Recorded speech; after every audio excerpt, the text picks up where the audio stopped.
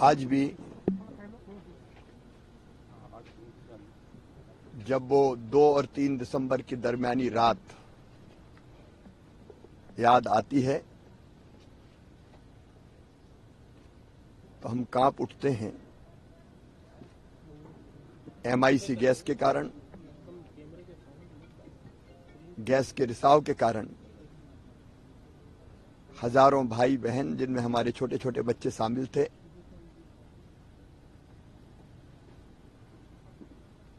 उन्होंने अपनी जिंदगी खो दी, असमय काल के गाल में समा गए।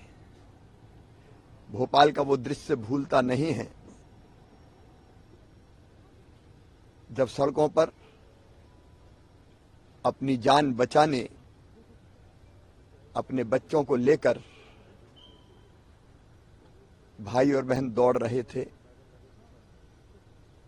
और वो भयानक दृश्य ऐसा है कि कई मवेशी भैंसें ऐसी थी जिनके पेट फट गए थे। दौड़ते दौड़ते कई लोग गिरे और हमेशा के लिए दुनिया छोड़ के चले गए। मैं हम सब भाई बहनों के चरणों में श्रद्धा के सुमन अर्पित करता हूं, लेकिन इस संकल्प के साथ कि फिर कोई शहर भोपाल ना बने। ऐसी गैस ट्रेजेडी फिर ना दोहराई जाए। हमें सबको सोचना पड़ेगा। केवल मध्य प्रदेश और देश की बात नहीं करता, दुनिया को भी, कि भौतिक प्रगति की अंधी चाह में हम प्रकृति के साथ ऐसा खिलवाड़ ना करें कि प्रकृति हमको ही निगल ले। और इसलिए विकास और पर्यावरण में हमको संतुलन स्थापित करना पड़ेगा। ये धरती सबके लिए है, मनुष्यों के साथ साथ कीट पतंगे, जीव जंतु, पशु पक्षियों के लिए भी है। तो सबके लिए धरती सुरक्षित बने और आने वाली पीढ़ियों के रहने के लायक भी बनी रहे। ऐसे सारे प्रयास न केवल हमको मध्य प्रदेश में बल्कि देश में और दुनिया में सबको करने पड़ेंगे। अभी दुबई में प्रधानमंत्री जी ने, श्रीमान नरेंद्र मोदी जी ने धरती को बचाने के लिए जो आवश्यक कदम उठाने उनका जिक्र किया था।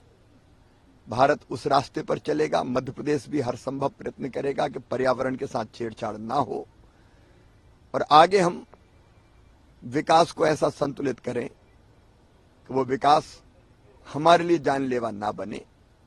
मैं एक बार फिर गैस पीड़ित भाई और बहनों के जो नहीं रहे उनके चरणों में श्रद्धा के सुमन अर्पित करता हूं। जो हैं उनके कल्याण के काम हम करते रहेंगे और आगे फिर कोई ऐसी ट्रेजेडी ना हो, इसके लिए हर संभव प्रबंध। क्या हाल है, कैसे हो? बढ़िया है सर, बढ़िया। सर, शुरुआती रुझान सामने आ गए हैं। पोस्टल बैलेट की बात हो या फिर मतपेटी खुलने बात हो, बीजेपी राजस्थान और मध्य प्रदेश दोनों जगह आगे चल रही है। छत्तीसगढ़ में नेक टू नेक मामला है, वहीं तेलंगाना में आप अभी खाता खुलना बाकी है। मैंने सदैव आप लोगों से कहा था कि जहां तक मध्य प्रदेश की बात है, हमारी डबल इंजन की सरकार प्रधानमंत्री जी के नेतृत्व में, मध्य प्रदेश में शिवराज सिंह जी के नेतृत्व में जो जन कल्याण की योजनाएं हैं, जो गरीब उत्थान की योजनाएं हैं, सेवा और सुशासन की जो हमारी सरकार है, जनता का पूर्ण आशीर्वाद भारतीय जनता पार्टी के साथ रहेगा। कल कई कहानियां मैंने सुनी कि लड्डू कोई एकत्रित कर रहे थे, कोई शाबाशी की बैनर्स पोस्टर्स लगवा रहे थे, और मैंने सदैव कहा था कि नतीजे का इंतजार करो। तो मुझे पूर्ण विश्वास है कि जनता का आशीर्वाद भारतीय जनता पार्टी के साथ रहेगा और समूचे मध्य प्रदेश की जनता को मैं नमन करता हूं।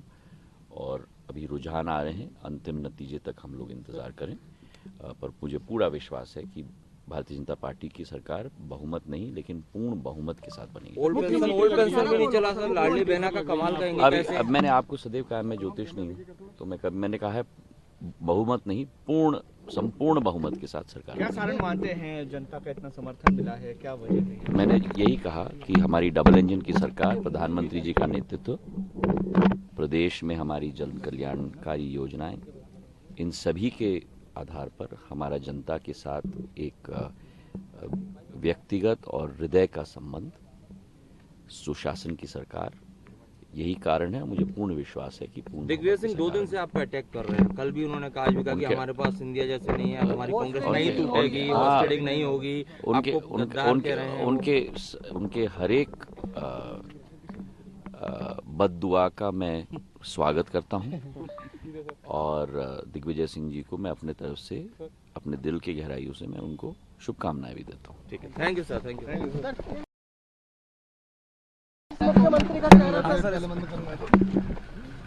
सर सीएम को लेकर भी बात हो रही है। चलिए नहीं, चलिए सर सीएम फेस। चलिए Bharatiya Janata party thank you.